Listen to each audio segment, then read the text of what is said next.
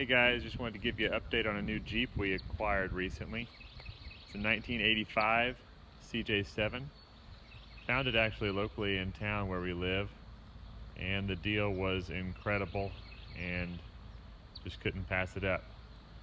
My mom's first Jeep was a CJ7 way back in the day, and it's brought back a lot of memories for her and my dad, so this will sort of pseudo be mom's Jeep.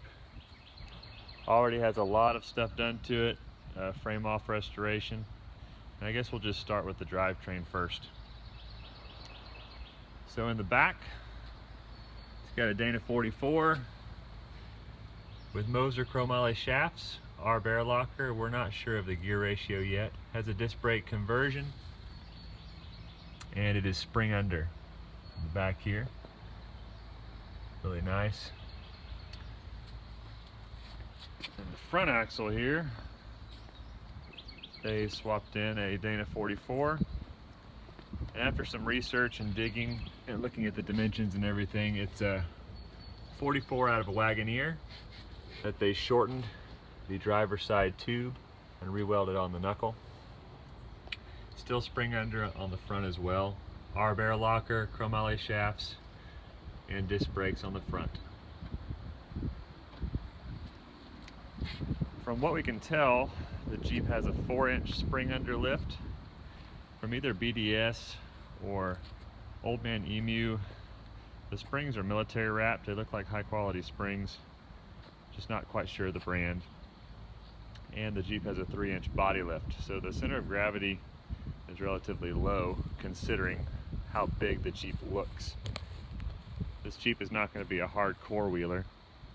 It's going to be more of around the land for fun and some recreational off-roading when we go up 3 trails and such like we like to do, taking the easier lines just for fun because we don't want to risk tearing up something this nice, that's for sure.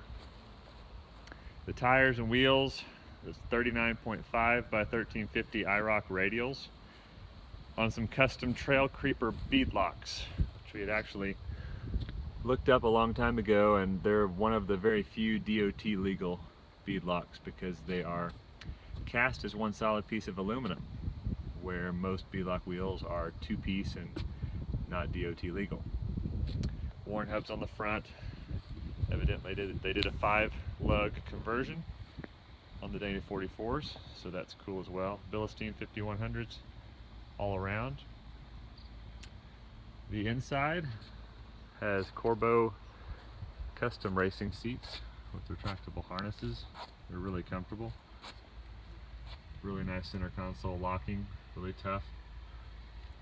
The dash is all painted, very crisp, clean white. Gauges are all digital and LED backlit. Everything functions really well, and it still looks really classic inside. Tilt steering. The transmission is the T5 4-speed manual. It has a 405 or 408 first gear, I can't remember which. It's made it to a Dana 300, the factory transfer case.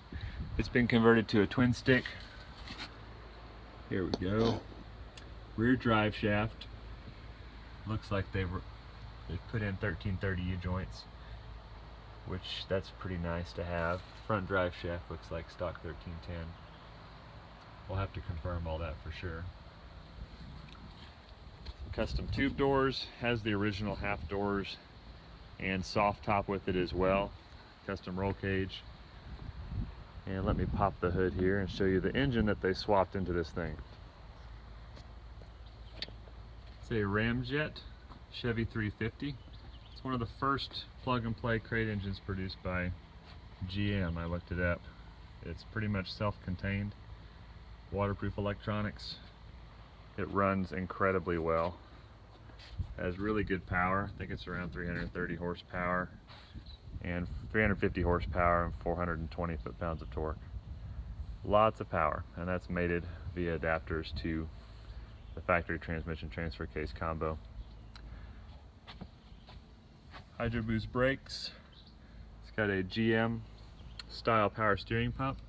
That's one of the things that we've started modifying, was just making this Jeep work better, function better.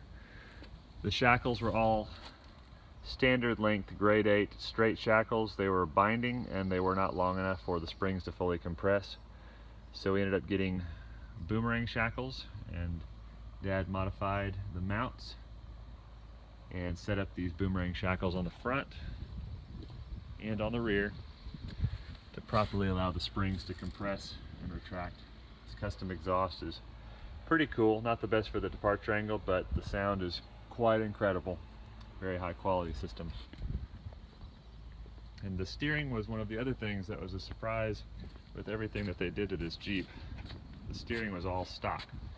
Stock steering shaft, a bent up stock tie rod that was actually cut and re-welded to be proper length, and the stock pitman arm. So what Dad has done in the recent couple weeks, he got some 0.25 wall DOM tubing and rod ends, tie rod ends, and bungs, and he welded up his own steering tie rods and drag link. We are running a stock no drop pitman arm, and West Texas Off Road rebuilt the stock steering box and sent it back tapped. We're going to run a 1.5 inch diameter ram for some hydro assist on the front end, which will make the steering work a lot better with these tires and reduce the kick. We have a high steer arm mounted on this side. Since this was conveniently a flat top knuckle Dana 44, we just bought this arm. 3 studs were already in the axle, mounted it all up, and now the steering geometry is way better, because before this Jeep, when you would accelerate, the front end would rise up considerably, and when you would brake, the front end would dip, causing it to have quite a bit of bump steer. Torque steer made it very difficult to drive. LED lights, front and rear, bushwhacker flares, a lot of worn armor all around the Jeep, worn bumpers, and that crazy awesome winch with the air compressor in the front. Pretty amazing Jeep. It's going to be fun. Can't wait to get some videos of it off-roading and just of us enjoying it out on the trail. Hope y'all enjoyed the video, and y'all take care. See ya.